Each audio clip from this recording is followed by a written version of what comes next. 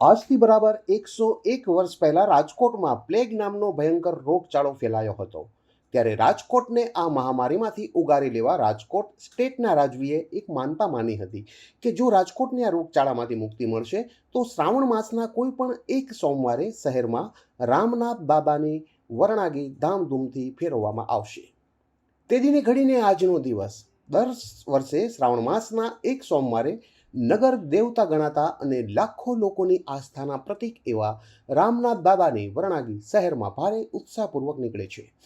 આ 100 વર્ષો દરમિયાન અત્યાર સુધી ચાંદીની પાલખીમાં બાબાની વરણાગી નીકળતી હતી, પણ આ વર્ષથી બાબાને અંદાજે 100 કિલો વજનના રથમાં પધરાવીને વરણાગી કાઢવામાં આવી હતી.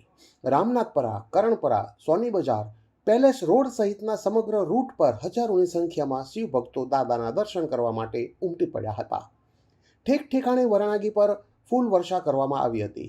માર્ગોને પાણીથી ધોઈને સ્વચ્છ કરવામાં આવ્યા હતા અને ચોકમાં લાલ જાજમ બિછાવવામાં આવી હતી. રંગોળી અને ધ્વજ પતાકાથી સમગ્ર રૂટ પર ભવ્ય સુશોભન કરવામાં આવ્યું હતું. સાકર, દૂધ, કોલ્ડ્રિંક, મીઠાઈ, પેટીસ, ફરાળી ચેવડો, લાડુ સહિતના પ્રસાદનું સમગ્ર રૂટ પર વિતરણ કરવામાં આવ્યું હતું. અનેક ધૂન મંડળી અને રાસ મંડળીઓ ડાક ડમરૂથી વાતાવરણ શિવમય બનાવી રહી હતી. વરણાગીમાં રથ ખેંચનારા યુવાનોએ ધોતી કુર્તાનો પરંપરાગત પહેરવેશ ધારણ કર્યો હતો અને ઉઘાડા પગે વરણાગી સંપન્ન કરી હતી.